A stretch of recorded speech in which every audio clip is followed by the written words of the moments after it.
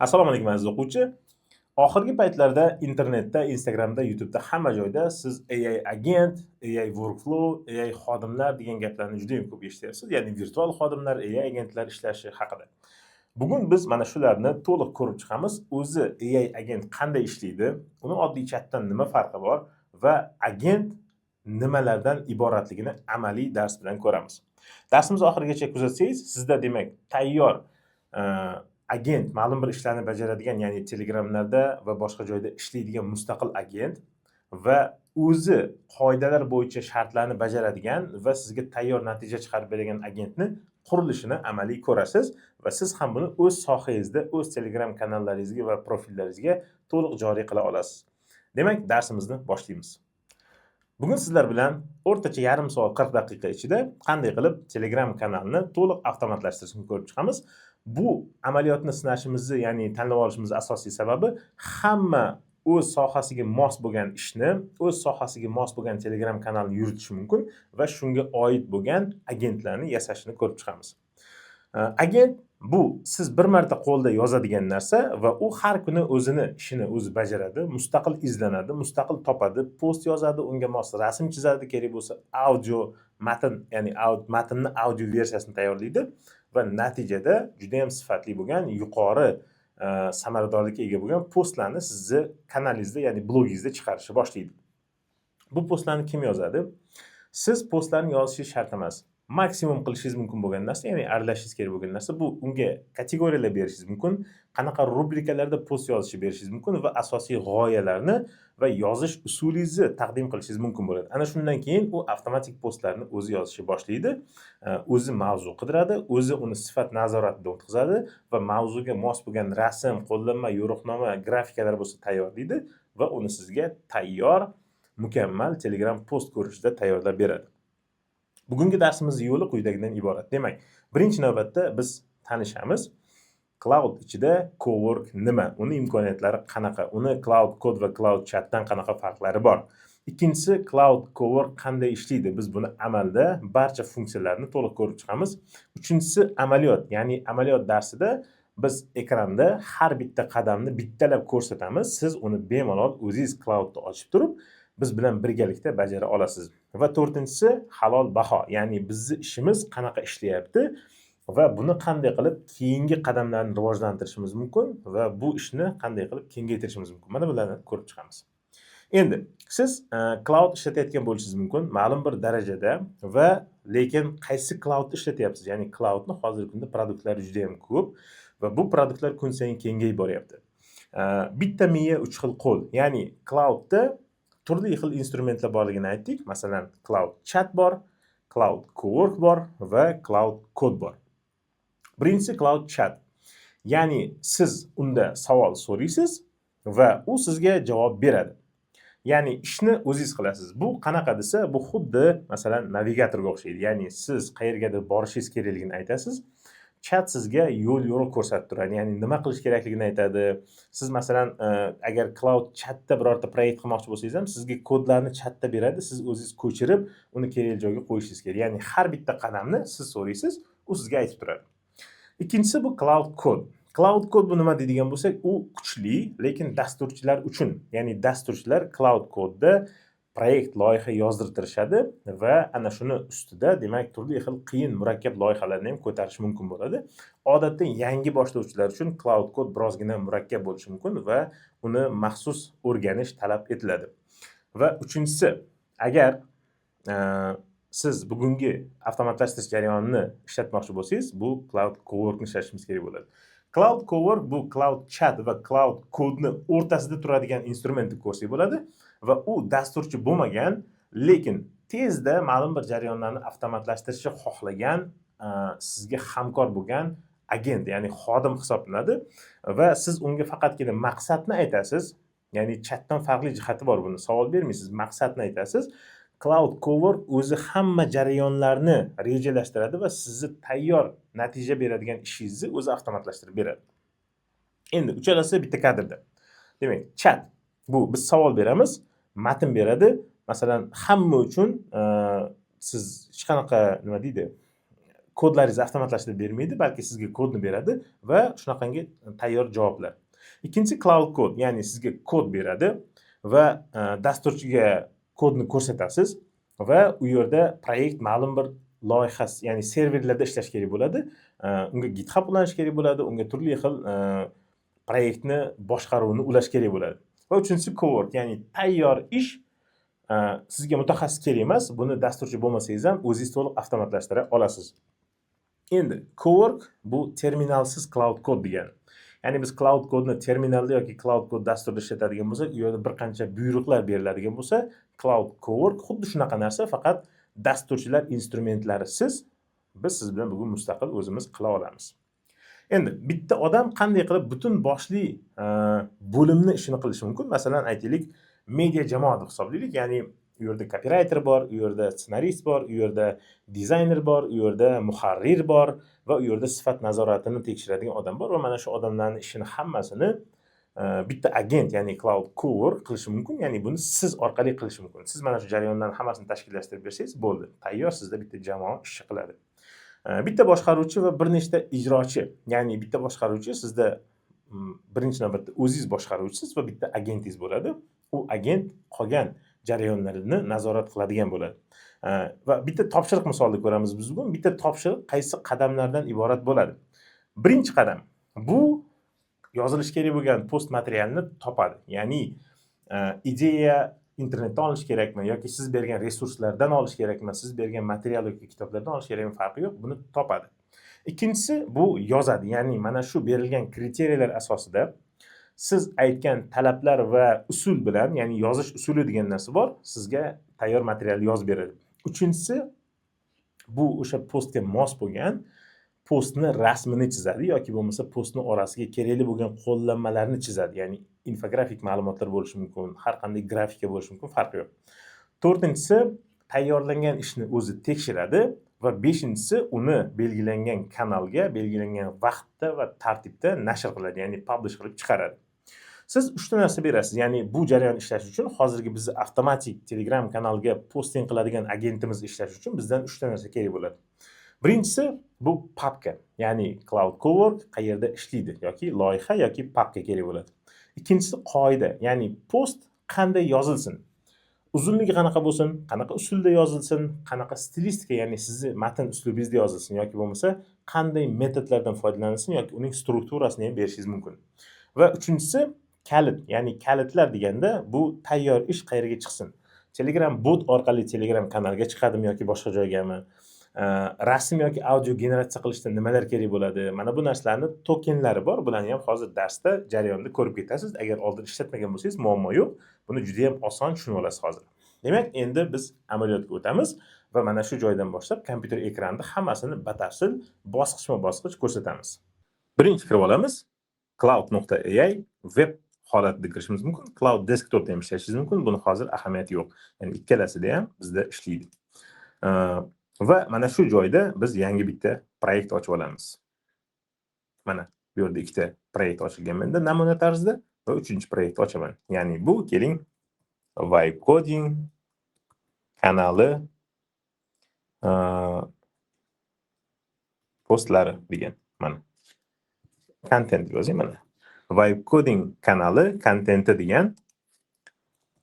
Vibe Coding kanalida avtomatik postlar chiqarish bo'yicha loyiha deb qo'yaman. Va buni saqlayman deb qo'yaman. Demak, bizda loyiha ochildi.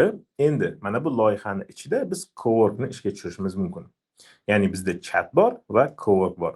Endi keling, bu coworkda biz nima qilmoqchi ekanligimizni shunchaki odam tilida og'zaki tushuntiramiz. Ya'ni og'zaki degan yozma tushuntiramiz.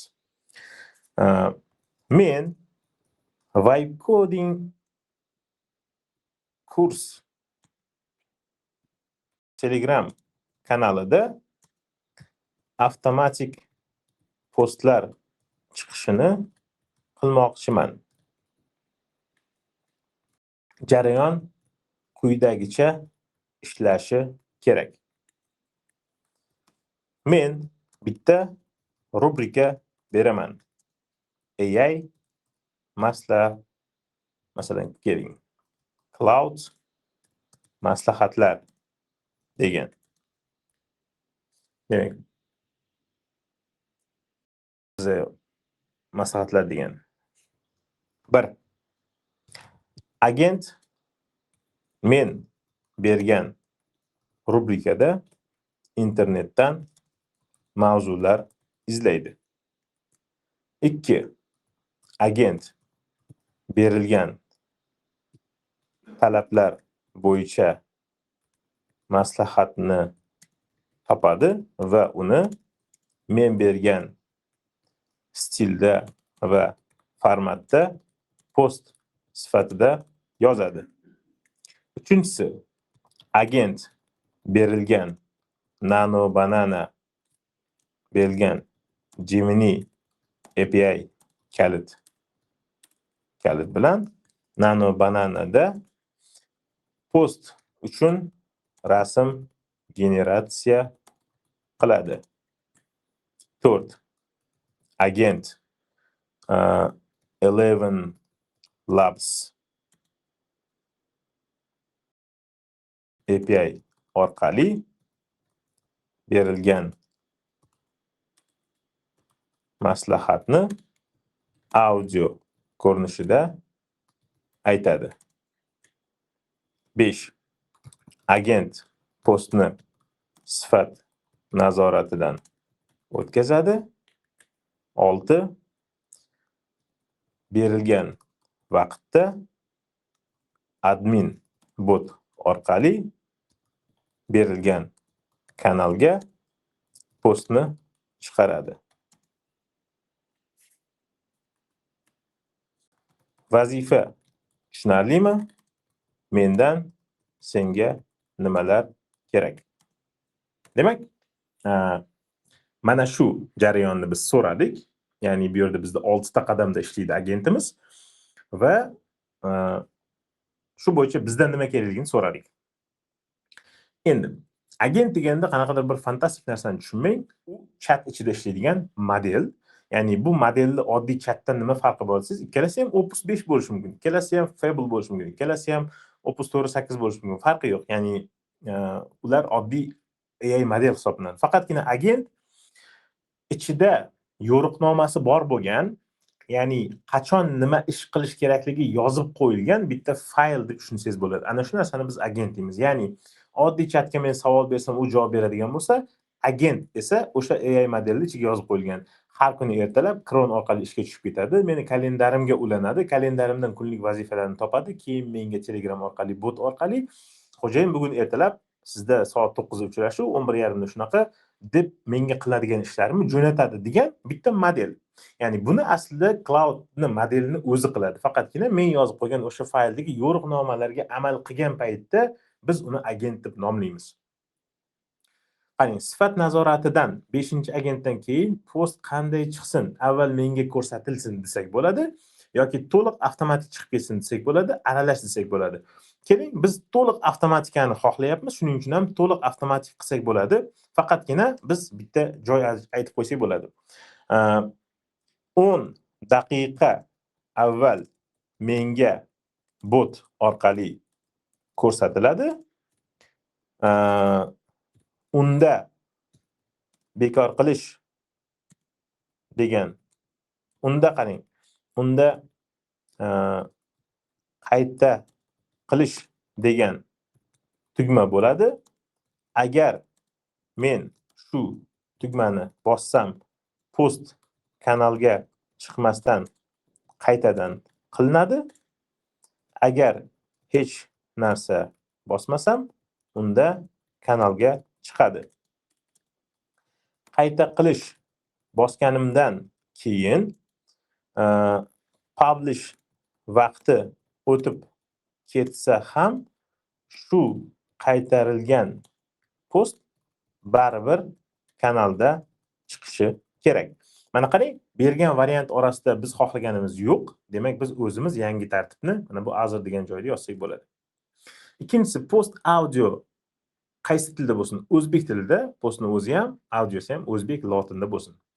postlar qanday tezlikda chiqsin? Kuniga 1 marta, haftada 3 marta, haftada 1 marta hozircha qo'lda va mana bu joyga yozib qo'ysam ham bo'ladi. Qancha vaqtda, soat nechida, qachon chiqishini. Keling biz yozamiz. Har kuni soat 19 masalan 45 da. Audio Telegramga qanday yuborilsin? Voice message, audio file MP3, audio kerak emas. Voice message bo'lib jo'natilsin deymiz. Mana bu bizdan intervyu qilib savollarni berishni boshladi. Ana endi jarayonni qurishni boshlaydi va bizdan ba'zi bir narsalar kerak bo'ladi. Bu Telegram kanalimizni anaqasi, URL bo'lishi mumkin yoki IDsi. Telegram bot kerak bo'ladi. Telegram bot bu aynan o'sha kanalga administrator qilingan bo'lishi kerak bo'ladi. Yoki Telegram kanalni bermasangiz ham bot orqali o'zi topa oladi, ya'ni qaysi kanallarga adminligi. Uchinchisi, biz agar postimizga rasm generatsiya qildirmoqchi bo'lsak, Cloud bilasiz rasm chiza olmaydi, unga Nano Banana orqali chizish uchun Gemini kaliti kerak bo'ladi, o'shani berishimiz kerak bo'ladi. Va to'rtinchisi, eng muhimi, bu agar audio qo'shmoqchi bo'lsangiz, ya'ni audio qo'shish uchun bizga Eleven Labs'dan API kerak bo'ladi. Mana bu ikkalasi kerak emas desangiz, faqat post chiqsin desangiz, u muammosiz. Lekin mana bu ikkalasi rasm bilan audio ham bo'lsin desangiz, u holda tashqi servislardan kalit kerak bo'ladi. Va mana bizdan so'raladigan narsada ham xuddi shu narsani aytyapti mana. Qarang, men gapirib bo'ldim, bu endi yozyapti. Sizdan kerak bo'lgan narsalar Telegram, demak, admin botni tokeni kerak bo'ladi va kanal manzili kerak bo'ladi va botga o'zingiz start bosishingiz kerak bo'ladi. Shundan keyin men sizning chat IDingizni avtomatik olaman va API kalitlar kerak bo'ladi. Gemini API kalit va Eleven Labs'dan API kalit. Ogohlantirish. Eleven Labs o'zbek tilini rasman qo'llab-quvvatlanadigan tillar ro'yxatida aniq ko'rsatilmagan, aslida bor. Men bilaman buni borligini. Stil va format. Bu bo'lmasa ikkita agent o'rtacha post yozadi. Ya'ni ikkinchi agent o'rtacha post yozadi. Menga kerak bo'ladi 3 ta, 5 ta namuna post o'zingiz yozgan yoki yoqadigan kanaldan. Shundan stilni o'zim chiqarib olaman debdi. Qarang, buni zo'rligini. Post uzunligi masalan 700 ta 1000 ta belgi bo'lsinmi, emojilar ishlatilsinmi, hashtaglar ishlatilsinmi, oxirida doimiy imzo chaqiruvchi bormi? Ya'ni CTA deydi. Buni post tagida nima deb qo'ysin? Kanalga obuna yoki kursga taklif yoki nima qilish so'ralsin, izohlanishmi farqi yo'q. Auditoriya kim? Mutlaqo boshlovchilarmi yoki allaqachon cloud ishlatayotganlarmi? Ya'ni mana bu joyda tushuntiryapti. Rasm uslubi. Har kuni bir xil ko'rinishda kerakmi yoki bo'lmasa rang, uslub, minimal illyustratsiya 3D rasm uslubida bo'lsinmi, logo qo'yiladimi? Mana bularni ham so'rab olyapti. Qarang, logo bo'lsa faylni tashlang. Endi texnik tomondan bir izoh. Ikkita yo'l bor. A variant hammasi shu yerda. Cloudning rejalashtirilgan vazifasi orqali server to'lov sozlash kerak emas. Bugun ishga tushirsa bo'ladi. Kamchiligi kunda bir marta ishga tushadigan seans kamdan kam hollarda uzilib qolishi mumkin bo'ladi. B variant alohida server, doim ishlaydigan bot, Railway, VPS mustahkamroq, lekin akkaunt va oylik to'lov kerak. Qarang. Darsimizda tushuntirgan narsa ham mana shu narsa. A variant minimal MVP uchun yetadi. Ya'ni sizni bugun ishlatadigan agentlaringizni Cloud Cowork ichida ishlata oladi. Lekin doimiy, mukammal, kengaytirsa bo'ladigan narsa qilish uchun unda siz Vibe Coding bilan to'laqonli serverga joylash kerak bo'lgan, ya'ni VPS yoki Railway yoki boshqa joyga produkt qurishingiz kerak bo'ladi. U yerda agentlar ishlaydi, keyin xohlagan tizimiga ulana oladi. Bu o'zini imkoniyatlari darajasida mana minimalniy talablar bilan ishlaydi. Sizga A variantdan boshlash tavsiya qilaman. Как раз men ham sizga A variantdan boshlash tavsiya qilaman. Undan keyin yoqsa, keyin B variantni kengaytirishingiz mumkin. Mana qarang, bu ham xuddi shu gapni aytyapti. Yuqoridagilardan avval stil namunalari va Telegram tokenini bersangiz kifoya. Qolganini bosqichma-bosqich yig'amiz. Kalitlarni yuborishdan oldin bilib qo'ying, ular loyiha hujjatida saqlanadi. Shuning uchun faqat shu bot uchun alohida kalit oching, keyin kerak bo'lsa bekor qilish oson bo'ladi. Ya'ni ishlab turgan botingizni kalitini bermang deyapti. Aynan mana shu avtomatizatsiya uchun, shu agentlar uchun bitta bot ochib bering deyapti. Ya'ni istalgan paytda uzib qo'yasiz, muammo yo'q. Bo'ldi. Demak, bizda so'ralgan narsalarning hammasi tayyor. Endi bitta-bitta berishni boshlayman. Birinchisi, biz keling Telegramda bot ochamiz. Mana bu jarayonni hozir men ko'rsataman. Demak, mana shu bot Fazer degan bot bor. Bilasiz, rasmiy bot. Mana bot Fazer deb yozsangiz, galочка bilan chiqib keladi va bu yerda create new bot degan joy bosamiz. Open appni ochganimizda mana bu oyna ochiladi va create new bot mana boshqadan ko'rsataman. Open appni bosasiz, mana bu oyna ochiladi. Va create new botni bosib turib, biz mana bu joyga yozamiz. Qani? Vibe Coding post degan bot ochyapman va mana bu joyga VB Coding uzbot deb qo'yaman. Mana VB Coding uzbot. Yarataman botni. Va mana bu joyda mana token berdi. Kopiya qilaman Birinchi qiladigan ishimiz bu. Mana bu joyga tokenni beraman. Endi ikkinchi qilinadigan ishimiz bizda mana shu botimiz admin bo'lgan bo'lishi kerak. Ya'ni bizning kanalimizda admin bo'lgan bo'lishi kerak. Men buni username'ini ko'chirib olaman. Keling, avval bu botga biz startdan berib qo'yamiz. Username'ini ko'chirib oldik. Mana bu joydan mana. Hop, edit info. Bu yerda ishonchsizlik teginmaymiz.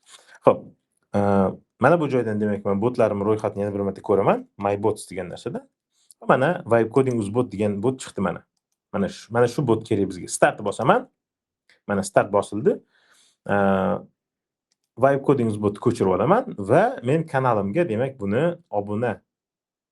Mana bu kanalga men buni administrator sifatida joylashtiraman. Managerga kiraman. Administratorlar orasidan mana shu joyga administrator sifatida Vibe Coding Uzbotni joylayman. Mana OK bosaman. Hamma huquqlari bor mana, faqatgina yangi admin qo'shish huquqi yo'q. Save qilaman va close bosaman va save qilaman. Va kanalni ham username'ini olamanda uni bizni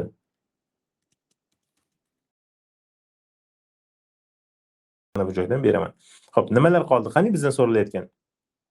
Adminni berdik, o'zimiz start bosdik, tayyor, to'g'rimi? Endi API kalitlar qoldi. API kalitlarni ham xuddi shu yerdan berishni boshlaymiz. Mana bu joyda. Demak, AI Studio Google Chrome ochamiz. Mana AI Studioda kirsangiz agar, mana bu joyda mana Gemini degan kalit bor. Mana shu kalit odatda bepul limit beradi. Agar sizda bepul limit bermayotgan bo'lsa, demak sizni kalitingiz uchun mana bu joyda setup billing qilib turib, karta to'lovlarini bog'lash kerak bo'ladi. Mana bu joyda. Kopiya qilaman. Va mana bu yerda mana shu kalitni ham beraman. Hop, bu kalitlarni men ustini yashirib qo'yaman, chunki bu mening kalitlarim, hech qachon ko'rsatmaslik kerak va bu videoda ham biz ustini yopib qo'yamiz bularni. Va keyingisi 11 Labs. Keling, 11 Labsni men teginmay turaman, chunki menda o'zi profil bor va ulangan. Faqatgina ishlashini o'zimni agentimda ko'rsataman. Hozir bu jarayonda 11 Labs qo'shmay turamiz. Ya'ni audio xabar jo'natilmay turadi, balki rasm bilan postni o'zi chiqadi. Mana shular. Endi shularni beramiz. Hozir tekshirib ko'rdik. Va bu tekshirguncha biz endi kanal stilistikasi bo'yicha ma'lum bir postlarni olamiz. Har qanday kanalni yozilish uslubini ko'chirib olish imkoniyati bor. Buni hozirgi bitta misolda ko'rsataman. Masalan, yaxshi matn yozadigan blogerlardan bittasi bu aytaylik Aziz Rahimov, mana deylik. Aziz Rahimov olamiz mana. Va u yerda bir qancha postlar bor mana. Va men keling buni eksport qilib olaman. Bu yerdagi o'zbek tilidagi yozilish usulini cloud ko'chirishi va tushunishi uchun. 3 ta nuqtani bosaman va export chat history degan joyga bosaman. Va mana bu joyda rasmlar tursa yetadi, qolganlari shart emas. The oldest message dan to present gacha bu qachondan qachongacha olay deyapti. The oldest message olamanda hammasi kerak emas menga, bor yo'g'i aytaylik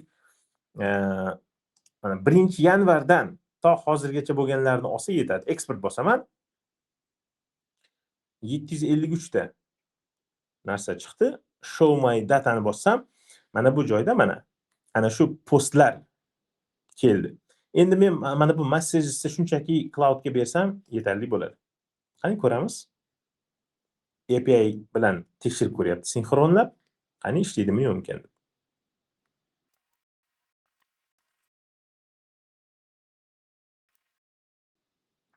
Demak, bizda cloud mana shunaqa ba'zan injiqlik qilib turishi mumkin, tabiiy hol va chunki o'zi hamma narsani ham bilmaydi. Bitta muhim narsa aniqlandi. Buni oldin aytishim kerakki, bu yerda men ishlab turgan bulutli muhitda, ya'ni cloud versiyasida internetda cheklangan, ya'ni API Telegram.org yoki Google API'lari ham bloklangan deyapti. Ya'ni men ularga ulana olmayman deyapti. Ya'ni A variant ishlamaydi deyapti. Buni serverda qilishingiz kerak deyapti. Lekin biz buni hozir hal qilishga harakat qilamiz. Mana men ishlab turganini tushuntirdim va u bizga aytyaptiki, sizni gapingizni tekshirib ko'ray, men faqat bitta yo'l bilan sinagan edim. Proksini chetlab o'tib qolib urinib ko'raman, topdim va siz haq ekansiz deyapti. Qarang, siz cloudga aql o'rgatyapsiz. U adashgan ekan, biz to'g'ri gapirgan ekanmiz. Blok umuman mumkin emas degani emas. Aniq javob shuki, hostlar allow listga tushmagan deyapti. Ya'ni buning uchun biz bu hostlarni o'zimizni network address settingimizni ichida ruxsat berishimiz mumkin. Bu uchun nima qilamiz? Ruxsat berilgan saytlar ro'yxati bor bulutli muhitda va ana shu joyga mana bu 3 ta qiymatni kiritib qo'yishimiz kerak ekan. Qarang. Birinchisi, Cloud AI sozlamalari Cowork Capabilities bo'limiga kiramiz. Ya'ni nastroyga kiramiz. Ichida mana Coworkga kiramiz. Va buni ichida mana bu yerda Global Instruction degan joyga kiramiz. Ayo, capabilities bu yoqda ekan. Mana. Va buni ichida pastroq tushamizda mana bu joyda allow network address degan joy bor. Buni yoqamiz. Mana yoqqanimizdan keyin nima bo'ldi? Mana bu joyda ba'zi bir domenlarni allow qilish huquqi paydo bo'ldi. Qo'shamiz. Menimcha bittalab berishimiz kerak ekan. Qani? Birinchisi demak biz mana buni beramiz. Qani? Qo'shamiz. Bitta qo'shildi. Ikkinchisini beramiz. Bu bizda Google'ning servisi uchun buni ham qo'shamiz. Va uchinchisi mana bu API 11 Labs ayoni qo'shamiz. Bo'ldi mana. Bizda 3 tasi qo'shilgan. Domain allow list degan joyda, ya'ni ruxsat berib qo'ydik. Mana bu yerda package managers only turibdi. Buni all domainsga qo'yib qo'yish ham mumkin. Biz endi aynan mana shu uchalasini qo'ydik. Ya'ni cloudda ishlash degani bu bulutli texnologiya degani, ya'ni internetda ishlab turib zapros jo'natyapti, sizni nomingizdan server bo'lib beryapti. Agar bu servisni sizni kompyuteringizda yoki bo'lmasa sizni o'zingizni VPS serverlaringizda ishlasa, buning umuman ahamiyati yo'q. Yopamiz va aytamizki, bot kanalga ulangan, tekshir u admin qilingan. Men domenlarni allow listga qo'shdim degan so'rov bilan tekshirib ko'ramiz. Ya'ni muammo hal bo'lgan bo'lishi kerak. Ya'ni cloud ikkita so'zni adashtirmaysizlar. Cloud bor va cloud bor. Ya'ni bulutli texnologiya bor va AI ning nomi bor. Ya'ni cloud muhitida ishlay oladimi yo'qmi, bizni botlarimizga zapros jo'nata oladimi yo'qmi, shuni tekshirib ko'ryapti. Proxy orqali Telegram bot va kanalni tekshiryapti. Proxy orqali Gemini ni qayta sinab ko'ryapti. Gemini kaliti agar hozir ishlamasa, men keyin o'zimni puli to'langan kalitlarni beraman, agar mana bu bepul kalit ishlamasa mabodo. Xo'p. Kuzatamiz, qani natija qanaqa bo'lar ekan. Mana bu o'ng tomonda progress ko'rsatib turiladi, ya'ni mana shu task ish agentni ish vazifasini ketma-ketligi qanaqa, ya'ni nimalar qilib chiqishimiz kerak. Biz Telegram bot va kanalni tekshirgandan keyin hozir mana bular qilingan deb yonadi. Ya'ni mana shu ish jarayonini sozlashimiz uchun biz nimalarni qilishimiz kerak. Xo'p, qani ishlatib ko'ryapti. Menimcha men bilan ishlatib ko'rdi hozir mana. Rasm modelda ozgina muammo chiqishi mumkin. Nimani hisobiga desangiz, Gemini tokenim bepul edi. Shuni hisobiga o'chib qolgan bo'lishi mumkin, bepul limiti. Hozir agar rasm yarata olmadim desa, unda men o'zimni kalitimni beraman, muammosi ishlab ketishi kerak. Mana kvota tekshiryapti. Bu degani aniq katta ehtimol bilan rasm yaratish bo'yicha limit qolmagan. Sizda ham agar shunaqa muammo bo'lsa, siz Gemini'ga kalitiga to'lov qilib qo'yishingiz mumkin. Masalan, $10 to'lov qilib qo'ysangiz, juda ko'p rasm yaratishingiz mumkin $10 ga. Ya'ni u faqatgina obuna emas, faktически yaratilgan rasm uchun nechadir sent oladi. 1 sentmi, adashmasam shunaqa oladi. Yo'q, rasm kerak emas menga desangiz, u holda shunchaki rasmsiz ham post chiqarishingiz mumkin bo'ladi. Muhimi, siz mana shu jarayonni ko'ryapsiz, qurilishini.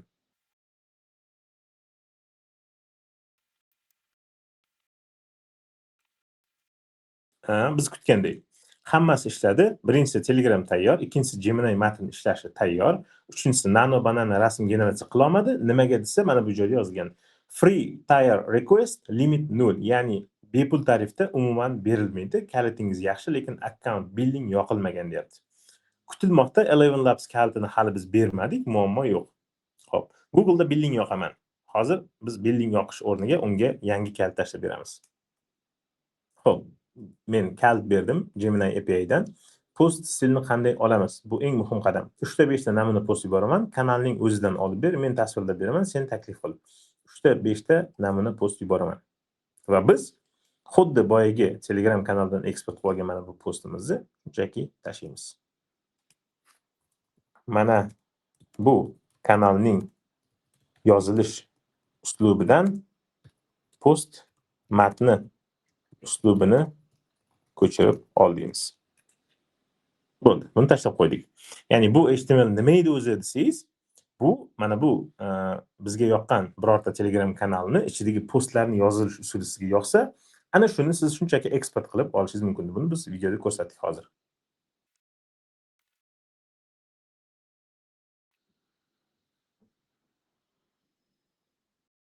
Demak, 17 ta post tahlil qilindi va postlarning yozilish uslubi aniq ko'rindi. Ya'ni Azrahimov nima deb boshlaydi, qanaqa tugatadi, qanaqa fikrlar bildiradi, orasini qanaqa ochib yozadi, gaplarni qachon to'xtatadi. Mana bu usullarni bizni postimizga ko'chirdi va hozir u chiqqan paytda biz tekshirib ko'ramiz. Rostdan ham o'xshashlik bormi, yo'qmi? Endi u yerda albatta fikrlar bildirilgan. Bizda bu yerda cloud bo'yicha maslahatlar beradi, lekin gap ma'nosida emas, balki yozilish usulida, ya'ni tashqi matnni tashqi ko'rinishida desak bo'ladi. Va e'tibor beramiz, mana writing uslub qo'llanma, ya'ni uslub qo'llanma degan bitta fayl yozib olyapti, md fayl. Uni ichini agent o'qigan paytda matnni qanaqa yozilishi kerakligi bo'yicha qoidalar yozilgan bo'ladi. Ya'ni shunga amal qiladi. Ya'ni gap uzunligi, fikr tiniqligi va shunga o'xshagan narsalarni u yerda qoida qilib yozib qo'yilgan.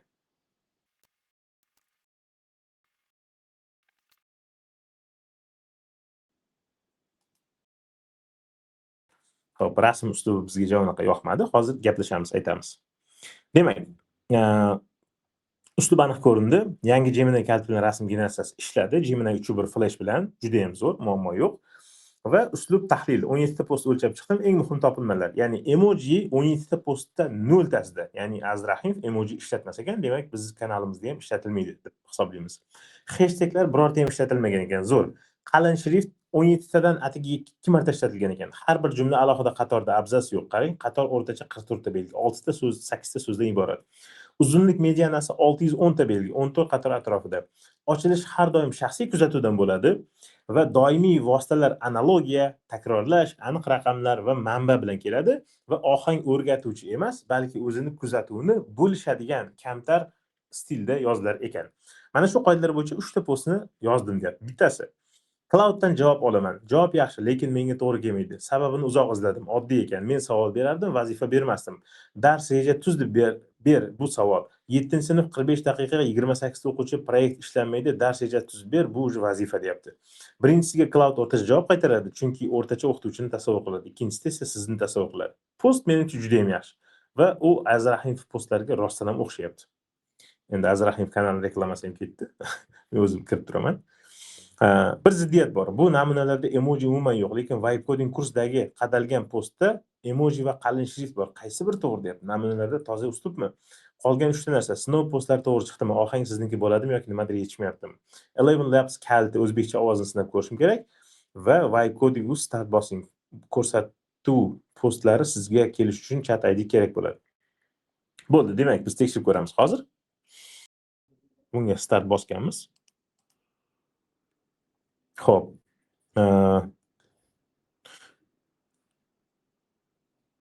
Sizga kelish uchun chat ID kerak bo'ladi. Start bosing, postlar sizga kelish uchun chat ID kerak bo'ladi. Yaxshi. Biz endi quyidagicha aytamiz. Birinchisi, bir nechta ish aytamiz. Birinchisi, postda qalin shrift ishlatish mumkin. Titleda va boshqa muhim so'zlarda. Ikkinchisi, rasmni maksimal detallashgan 3D render usulidagi illyustratsiyalarga almashtir.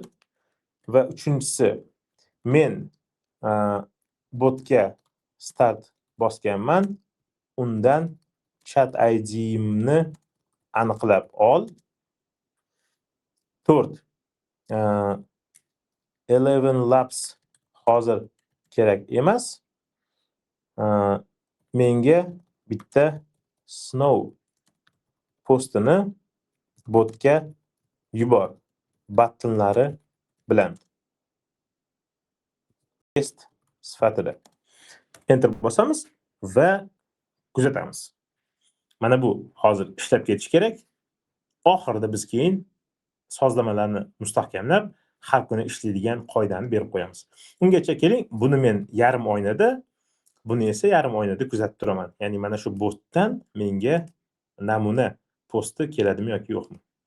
Kuzatamiz. Chat ID'ni aniqlayapti. Bilasizlar, Telegramda chat ID bor, ya'ni har bitta akkauntning o'zini ID raqami bor. Bu xuddi JSHRga o'xshaydi, ya'ni o'zgarmas ID bor. O'shani aniqlab olish kerak bo'ladi. Menga mana bu bot yoza olishi uchun. Kuzatamiz. E'tibor beramiz. Yangi rasm generatsiya qilyapti. Men aytgan usulda qanaqa chiqadi ko'ramiz. Bizga Snow postini jo'natishni boshlayapti. Ma'lum bir soniyalardan keyin mana shu Telegram bot bizga kanalga qanday post chiqarishni chiqaradi. Mana qarang, yetib keldi. Savol bermang, vazifa bering.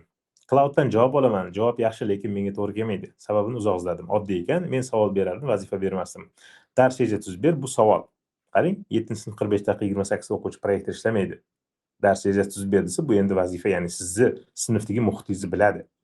Birinchisiga Cloud o'rtacha javob qaytaradi, chunki u o'rtacha o'qituvchini tasavvur qiladi, o'zining fantaziyasidagi. Va ikkinchisida esa aynan sizning vaziyatingiz bo'yicha javob beradi. Odam bilan ham shunday. Yo'lovchidan yo'l so'raganda qayerga ketayotganingizni aytasiz. Aks holda u ham taxmin qiladi. Bugun bitta so'rovingizga 3 ta narsa qo'shing. Kim uchun, qancha vaqt va qanday sharoitda javob o'zgarganini o'zingiz ko'rasiz. Qayta qilishni bossam qaytadan qiladi, hozir chiqarishni bossam hozir chiqaradi va rasmni juda ham shirinligini qarang. Mana Cloudga go'yoki men bitta narsa aytayapman, u menga javob berayotganga o'xshaydi. Mana. Va bizda mana shu workflow jarayoni juda ham zo'r ishladi va tabriklayman. Agar bu sizda ham ishlagan bo'lsa, agar birorta joyda ishlamagan bo'lsa, videoni hamma qismini diqqat bilan ko'ring, birorta joy o'tib ketgan bo'lmasin. Ya'ni uni orasida bizda capabilities degan joyga kirib sozlamalarda kerakli bo'lgan manzillarni, domenlarga ruxsat berdik. Bu muhim narsa. Va ishlaydigan Gemini'dan kalit berdik. Bu ham muhim narsa. Va Telegram kanalingizni URLni, botni, tokenni berdik. Bu ham muhim narsa. Va bot kanalingizga admin bo'lgan bo'lish kerak. Endi bu hozir siz ko'rib turgan narsa mana bu yerda qilish mumkin bo'lgan ishlarning mingdan biri. Ya'ni bu yerda fantaziyangizga kelgan hamma narsani qilish mumkin. Biz oddiy bitta misolni berdik. Hozir chiqarishni bossam kanalga chiqib ketadi. Qayta qilishni bossam bu qaytadan boshqa post qilinadi. Hozir biz sizlar bilan amaliyotda ko'rib chiqqan narsa bu birgina misol edi. Ya'ni dengizdan bir tomchi deydi-yu.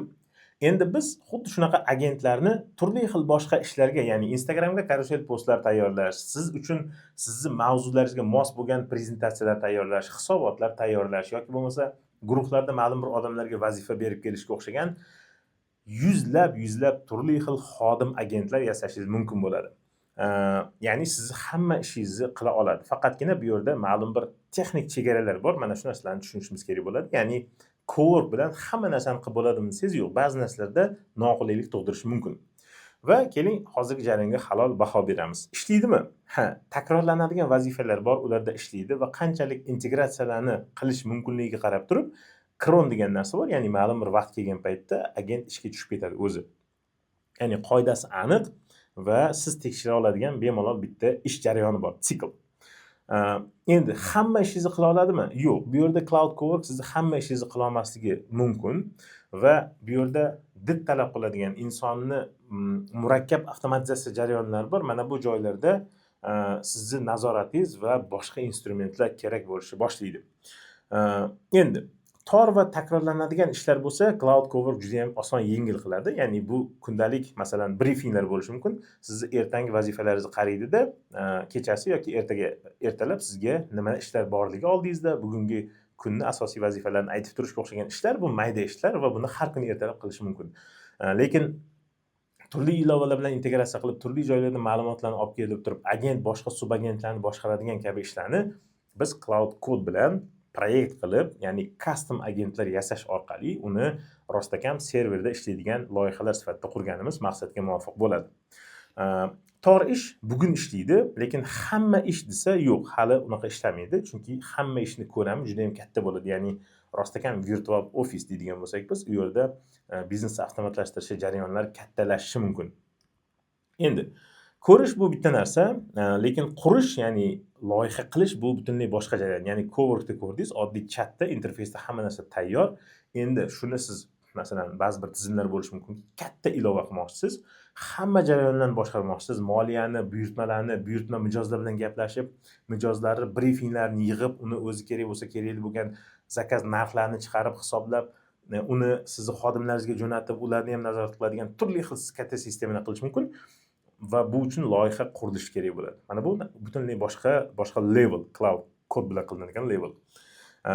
Va biz mana shu maqsadda Vibe Coding Express degan 2 oyga mo'ljallangan eng bozordagi tezlashtirilgan mukammal va amaliy kursni ishlab chiqqanmiz.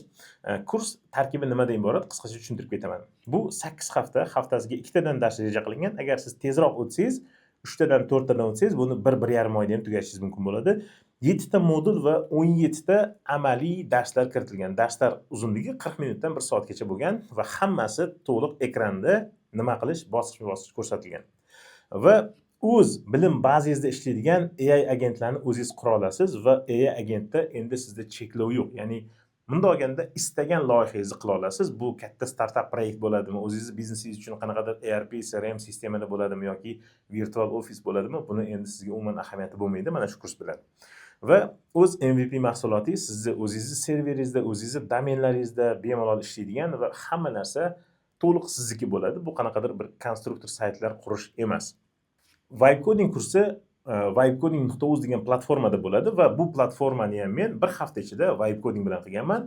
Kurs platformasini ko'rishingiz mumkin. Ichida juda ham qulay qilingan hamma video darslar, promptlar, resurslar, materiallar, ustozga savol berish va uyga vazifani bajarish va testlar orqali bilimni mustahkamlash, uyga vazifangizga feedbacklar olish, gamifikatsiya jarayonlar hammasi mana shu platformaning ichida ko'rsatilgan. Va platforma ekranlari bilan yana mana bu joyda batafsil tanishishingiz ham mumkin. Agar sizga o'z mahsulotlaringizni qurish, Vibe Coding bilan istalgan, ya'ni loyihalarni qilish va hozirgi ishlab turgan ishingizda o'zingizni yangi bosqichga olib chiqmoqchi bo'lsangiz, Vibe Coding kursimizda bepul darslar ochib qo'yganmiz. Ya'ni u yerga kirib turibsiz, bepul kurslarni ichidagi bepul darslar bilan tanishishingiz va to'liq kursni xarid qilishingiz mumkin bo'ladi. Hozirda biz chegirma narxlarda kurslarni qo'yganmiz va kurs narxlari tez kunda yangitdan belgilanadi va ular birozgina qimmatroq chiqishi mumkin bo'ladi. Endi o'sha va'da qilingan sovg'amiz Vibe Coding Express professional kursi uchun aynan mana shu video darslikni ko'rgan ishtirokchilarimiz uchun biz Vibe Coding kursiga cheklangan miqdorda 20% promokod bermoqchimiz. Promokod cheklangan miqdorda, ya'ni bor yo'g'i 20 nafar o'quvchi uchun berilgan va video tagida promokod qoldirilgan. Bu degani kim birinchi ishlatsa, mana shu 20 ta promokod tugaguncha kurs narxiga 20% chegirmani qo'lga kiritadi. O'ylaymanki, bu juda ham ajoyib imkoniyat. Siz kelajak tomon yangi tendensiyani ilk ishtirokchilar sifatida o'rganishingiz va o'zingizni yangi levelga olib chiqishingiz, o'zingizni raqobatbardoshligingizni oshirishingiz mumkin bo'ladi. Endi agar video darsimiz sizga qiziqarli va foydali bo'lgan bo'lsa, unga like bosing, izohlarda o'z fikringizni bildiring va izohlarda albatta keyingi darslarimiz qaysi mavzuda bo'lishini xohlasangiz, buni yozib qoldirsangiz, biz aynan mana shu mavzuda mukammal, chiroyli, tushunarli dars tayyorlashga harakat qilamiz. Kanalimizga obuna bo'ling va bizni boshqa ijtimoiy tarmoqlarda ham kuzating. IA Kadirov, Instagram, Telegram va YouTube platformalarida. Keyingi darslarda ko'rishguncha